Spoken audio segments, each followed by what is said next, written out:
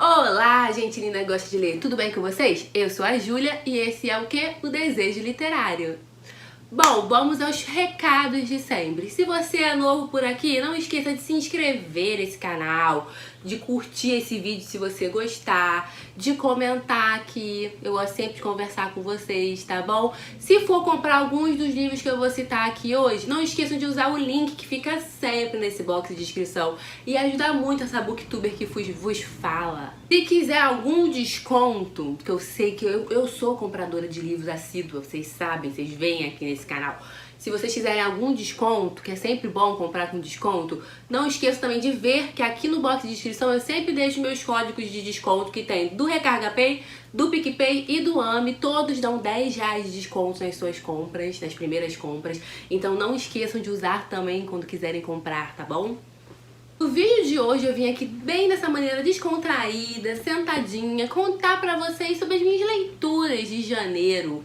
Foi um mês maravilhoso de leituras, como sempre tem sido, estou ficando muito feliz. Mas janeiro foi um mês estrelado, só de 4, 5 estrelas pra cima, um ou outro desviou aqui, desviou ali, mas fiquei muito feliz com o meu mês de janeiro. Comecei o ano com o pé direito, então vamos já pra vocês verem quais foram essas leituras. Eu comecei o mês, gente, lendo Cidade das Cinzas. Vocês sabem que eu estou no projeto da Cassandra Clare, já deve estar cansado de ouvir isso, porque toda de tibiar eu falo do projeto de Cassandra Clare que eu estou fazendo com a minha amiga Mari. Eu comecei o mês lendo ele, não estava dando muita coisa para o livro, por quê? Porque eu já tinha lido ele, não lido ele todo, né? Eu li até uma certa parte e uma peculiaridade ali do livro estava me incomodando quando eu li a primeira vez. Só que eu li há muito tempo, porque eu comecei a ler essa série há muito tempo. Eu li o primeiro livro em 2016, 2015, eu acho, e peguei o segundo pra ler em 2016. Quando eu fiz esse combinado com a minha amiga Mari, da gente ler Cassandra finalmente e pra ler peças, a nossa intenção real era chegar pra ler peças, porque é uma série que todo mundo fala muito bem. Mas tem que passar por Instrumentos Mortais para chegar em peças. E aí eu fiquei meio assim, mas fui ler o livro. E, gente, me surpreendi demais. Eu me surpreendi muito. Eu dei 4 estrelas pro livro, tipo, um livro que eu tinha largado, abandonado, né? Mas eu dei 4 estrelas. E, tipo assim, não dá pra falar muito sobre ele, porque é um segundo livro de série, não dá pra contar muito. Mas continua sendo a saga do Jace, da Clary, de Encontro Valentine, né? Valentim, o vilão, que é o que conta essa primeira trilogia, porque eu não sei se vocês sabem.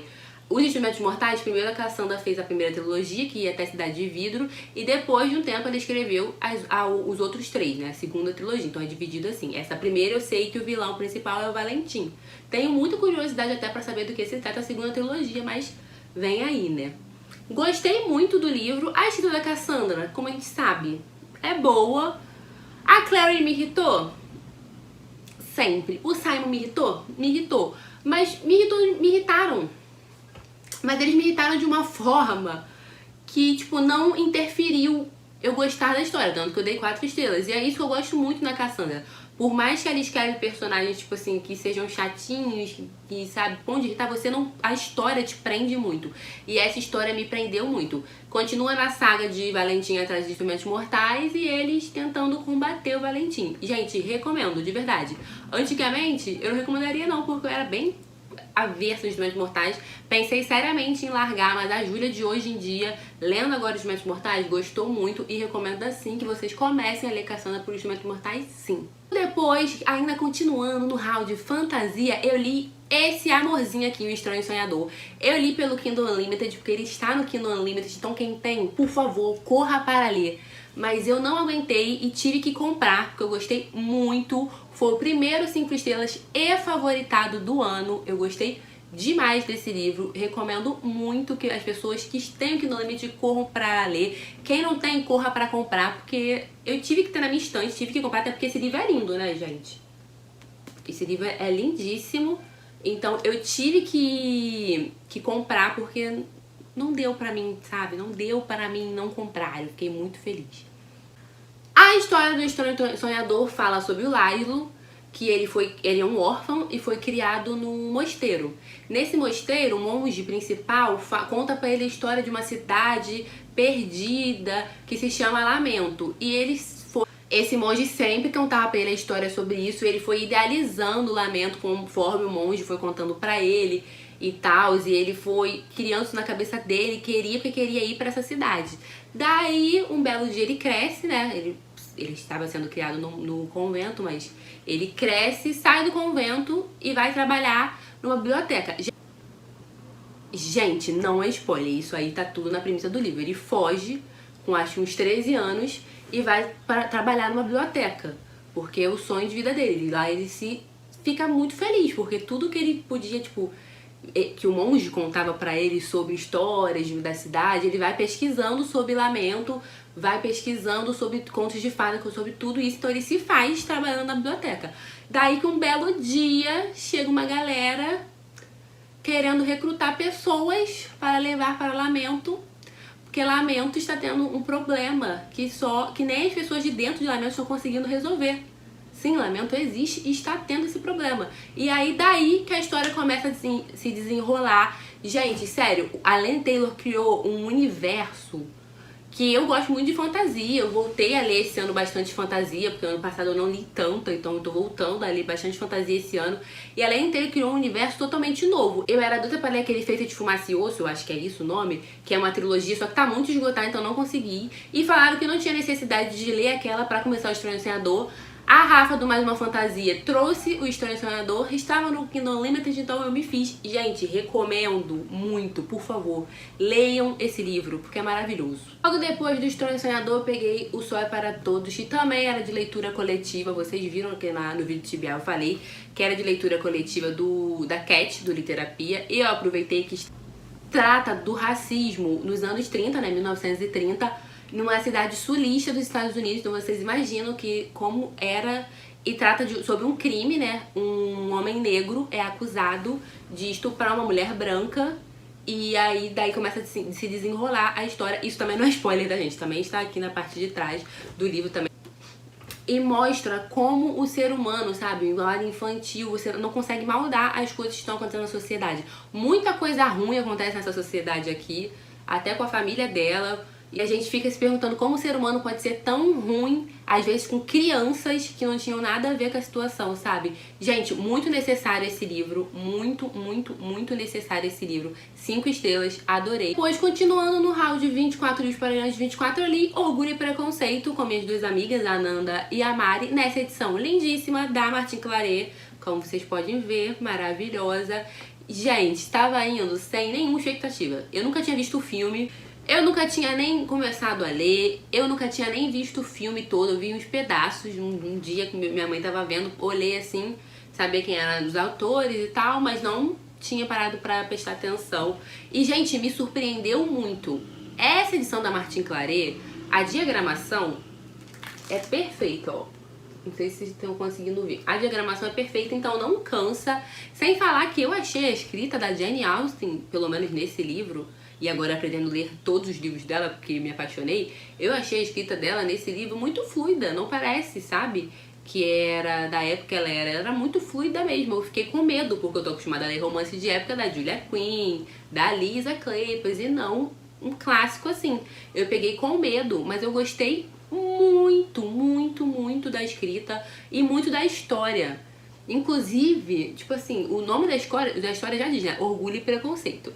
Eu acho que todo mundo já sabe a premissa desse livro, que trata-se sobre a Elizabeth e o Sr. Darcy, e daquele casal com muito orgulho e preconceito. Mas a escrita da Jane Austen é tão boa que ela não me fez torcer só pro casal principal, ela me fez torcer pra um outro casal que a gente sabe que também tem aqui, que eu não vou falar, que talvez possa ser spoiler, eu não sei, mas talvez possa ser spoiler. Ela me fez torcer pra outro casal, me fez sentir raiva de alguns personagens aqui que eu fiquei nervosa. Mas sério, vale muito a pena ler esse clássico. Quem tem medo de começar Jane Austen, porque acha que é um clássico e tudo mais, eu também tenho medo de clássico. Inclusive eu tenho uma barreira até hoje com o clássico nacional, que eu pretendo quebrar, porque eu quero ler sim clássicos nacionais. Mas tipo assim, esse daqui pra mim foi 5 estrelas, adorei de verdade, vale muito a pena. Quem está querendo começar Jane Austen, comece por Orgulho e Preconceito, porque pra mim foi tudo. Depois de Orgulho e Preconceito eu peguei uma poesia, que é A Voz da Sereia Volta, nesse livro. Já tinha lido sobre a princesa, né? A Princesa Salva a Si Mesmo, e eu gostei muito. Eu gosto muito das poesias da Amanda Lovelace. Gostei muito desse também. Todos têm uma carga emocional muito grande, sabe? E as pessoas acham que poesia é muito, tempo do amorzinho, tranquilinho, nanana. E não, as poesias da Amanda Lovelace, elas passam uma carga emocional da vida dela que você sente, sabe? Eu gostei muito. Eu acho que eu dei 4 estrelas. Foi 4 estrelas que eu dei, gostei muito. Ainda prefiro A Princesa Salva a Si Mesmo, mas eu percebi que eu li fora de ordem, porque ela tem uma ordem que é pra você ler A Princesa Salva a Si Mesmo, A Bruxa Não Vai Pra Fogueira nesse livro, e depois, por último, ler A Voz da Sereia. Só que aí acabou que eu tinha aqui em casa A Voz da Sereia, então peguei. Mas gostei muito, 4 estrelas, recomendo pra quem quer começar a poesia, começar lendo Amanda Lovelace, porque eu gostei muito. Foi com ela que eu comecei a ler poesia e deu muito certo pra mim. Depois disso, eu fiz uma leitura coletiva do Clube da Paola, aquele que eu sempre falo de romances de época, que foi O Duque que eu Conquistei. Um livro que estava muito, muito, muito na hype. Vocês sabem como esse livro está na hype. A Arqueira está vendendo ele o tempo inteiro, todo mundo falando por seus 50 tons de cinza de romance de época. Eu tive uma expectativa muito grande, estava criando uma expectativa muito grande para esse livro, porque a Paola Alexandra, que é alguém que eu gosto muito, acompanho muito, falou muito bem. Outras blogueiras que eu gosto estavam falando muito bem, então criei expectativas. Porém, expectativas foram quebradas. Gente, eu dei 3 estrelas para esse livro. Ele que foi a decepção que eu tava falando lá no início do vídeo.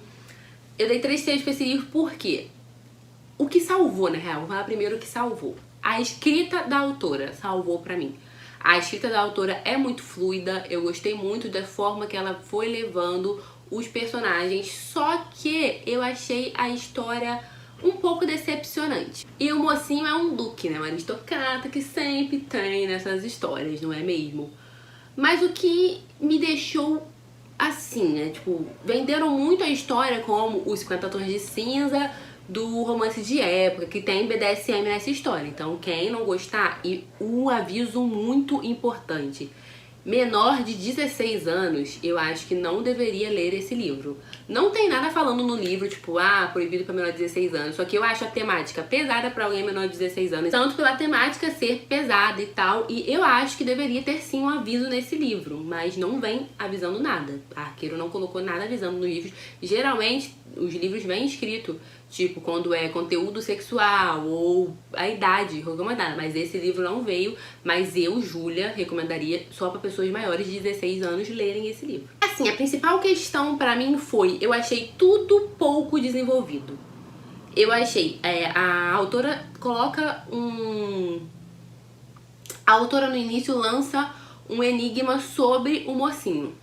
E beleza, a gente quer descobrir qual é o enigma, qual é o enigma, qual é o enigma, qual é o problema, a gente vai e descobre. Aí tá, até aí tava tudo bem. Mas depois fica tudo muito raso. Eu achei... A história até foi, tipo, rasa, só contou o que aconteceu com o mocinho e foi, tipo, pra justificar os traumas dele, como sempre. A história até do próprio BDSM eu achei muito rasa, achei muito jogada. Eu gostei da construção dos personagens até o momento, porque a personagem principal, a mocinha, era a personagem que eu mais tinha gostado. Só que chegou um momento que ela se perdeu muito pra mim, ela ficou extremamente mimada. Ela se mostrava como uma pessoa, tipo, forte, sabe, uma mulher, tipo, que não era da aristocracia, que não precisava disso, que queria trabalhar. E teve um momento do livro que ela se mostrou totalmente mimada, totalmente infantil, totalmente, tipo, à disposição do mocinho e tal, e desesperada se ia ficar com o mocinho, não. Isso me irritou bastante. O mocinho até que não me irritou tanto, por incrível que pareça, agora que eu sempre me irrito mais com os mocinhos. Mas o mocinho não me irritou tanto, porque foi exatamente isso. Ela mostrou o trauma dele, justificando os problemas dele, e é isso. Mas a tour do BDSM, que é um negócio que estão vendendo muito livro falando sobre isso, eu achei super errado também. É muito jogado, tipo, é isso. E acabou. Não sei se é uma série, né? Acho que é uma trilogia ou uma quadrologia. Eu sei que os 2 próximos já estão... Um já estava em pré-venda e o outro ainda vai ser lançado esse ano. O Arqueiro já confirmou. Eu não sei se os próximos vão explicar isso. Acredito que não, porque cada livro trata de um personagem e tal, então eu não sei como vai ser. Pretendo até ler os outros. Não está, tipo assim, nossa, na minha lista de prioridades pra ler. Não está. Não vou negar que não está. Mas pretendo ler pra dar um fechamento, né, para a série. Porque é virginiana, né, amores? Eu não consigo ler só um. Porque não foi de todo mal. Como eu disse, a escrita da autora é muito fluida e muito de prende pra você querer continuar lendo. Mas eu achei que a história em si foi um pouco falha. Então talvez nos próximos os personagens me agradem mais, não sei. Vou dar uma chance ainda por ter gostado da escrita da autora. E por último, mas não menos importante, eu li o aclamado Para Ser Philip com Amor. Estou tentando terminar os Bridgertons porque eu quero ler o quarteto, né? Smith. E tecnicamente na cronologia vem depois dos Bridgertons. E esse aqui trata-se do livrinho da Heloise. Eu estava muito curiosa pra saber a história da Heloise, porque é uma das personagens que eu mais gosto, assim, dos irmãos, mesmo não tendo visto a história dela. E eu queria muito saber a história dela, e esse livrinho aqui foi uma delicinha, 5 estrelas. É difícil dar menos 5 estrelas pra Bridgerton, né, gente? Mas foi 5 estrelas, uma delicinha. E do que se trata? A Heloise está já solteirona, como dizem, né? Já tá na idade de encalhada, de solteirona. Acha que não vai mais encontrar o amor, né? Que todos os irmãos estão encontrando os amores, mas ela não vai encontrar. E daí ela começa a trocar correspondências com o viúvo de uma prima dela distante, uma prima dela que morre. Ela começa escrevendo as condolências e depois ela começa a acabar trocando correspondência com ele. Isso não é spoiler, tá, gente? Está na sinopse do livro, não é spoiler. Eu já sabia também que ia ser assim antes de começar a ler. E aí, um belo dia, nessa troca de correspondência, o mocinho fala pra ela: e se a gente, né, se casar? E ela pensa e daí começa a história a se desenrolar. Gente, Bridgerton, né? Tem os irmãos maravilhosos que a gente ama, eles aparecem como sempre. A Heloise é uma personagem incrível e o mocinho que fizeram pra ela pode ser, tipo, dito totalmente diferente pra ela. Tipo, a gente não pensaria em alguém assim. Mas no fim dá tudo certo, combinam a beça. Eu não consegui, tipo... Gente, no momento do livro eu pensei, tipo, vou dar 4 estrelas. Tudo bem, porque tava caminhando pra ser um livro bom, ok. Mas tem uma parte do meio pro fim, que é só eita atrás de eita, que eu não consegui não dar 5 estrelas. Adorei, gosto muito dos Bridgertons. Pretendo terminar ainda esse mês, não. No próximo mês, tô tentando terminar em março, talvez.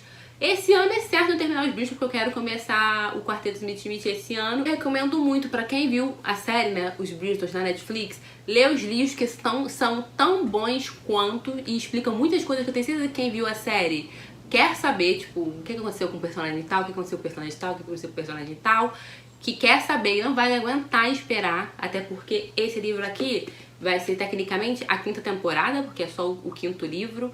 Então eu recomendo muito que vocês leiam pra descobrir a história de Heloise. E leiam todos que vêm antes também pra descobrir a história dos outros. E depois também, que mesmo não tendo lido, eu amo essa série, eu amo essa família.